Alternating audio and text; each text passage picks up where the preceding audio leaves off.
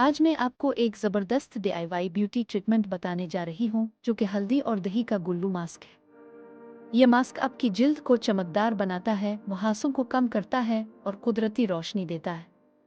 अज्जा है: 1 चम्मच दही जो जिल्द को मॉइस्चराइज और सुकून देता है, आधा चम्मच हल्दी जो मुहासों से लड़ता है और जिल्द को रोशन करता है, 1 चम्मच शहद जो हाइड्रेट करता है और एंटीबैक्टीरियल खुसूसियात रखता है, और आधा चम्मच बेसन जो जिल्द की सफाई और तेल कंट्रोल करता है।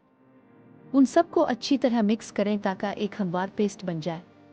फिर इसे साफ जिल्द पर लगाएं और 15 मिनट तक छोड़ दें। बाद में हल्के गर्म पानी से धोएं और नर्म हाथों से मसाज करें। फिर जिल्द को खुश्क करें और मॉइस्चराइज़र लगाएं। अगर आपकी जल्द खुश्क है तो इसमें चंद कतरे गुलाब के पानी या दूध के शामिल करें, और अगर आपकी जल्द तेल वाली है तो चंद कतरे लीमों का रस डालें।